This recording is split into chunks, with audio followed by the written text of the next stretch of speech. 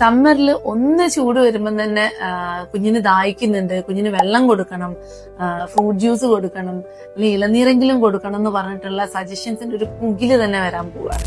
ശരിക്കും കുഞ്ഞുങ്ങൾക്കും ദാഹിക്കുന്നുണ്ട്, അവർ ഹൈഡ്രേറ്റഡ് ആവണം. പക്ഷെ അവർക്ക് വേണ്ട എല്ലാ ഹൈഡ്രേഷനും ന്യൂട്രീഷനും എല്ലാം ബ്രസ്റ്റ് മിൽക്കിൽ നിന്നും തന്നെ കിട്ടുന്നുണ്ട്. ബ്രസ്റ്റ് മിൽക്ക് ആക്ച്വലി 87% വാട്ടറാണ് വരുന്നത്. സോ ശരിക്കും ഈ ഒരു സമയത്ത് നല്ലപോലെ വാട്ടർ ഇൻടേക്ക് വേണ്ടതും ഫ്രൂട്ട്സും കാര്യങ്ങളും കഴിക്കേണ്ടതും ശ്രദ്ധിക്കേണ്ടതും മദറാണ്. പ്രോപ്പറായിട്ട് ബേബിയെ ബ്രസ്റ്റ് മിൽക്ക് മാക്സിമം കൊടുക്കുക എന്നുള്ളതാണ് നമ്മൾ കൂടുതൽ ശ്രദ്ധിക്കേണ്ടത്. ഈ 6 മാസമായ കുഞ്ഞിന്റെ ടമ്മി സൈസ് എന്ന് പറയുന്നത് വളരെ ചെറുതാണ്. അവിടെ നമ്മളൊരു ഹോൾസം ആയിട്ടുള്ള ഈ ബ്രസ്റ്റ് മിൽക്കിന് പകരം നമ്മൾ വെള്ളം കൊടുക്കുന്ന സമയത്ത് ഈ ബ്രസ്റ്റ് മിൽക്കാണ് റീപ്ലേസ്ഡ് ആയി പോകുന്നത്.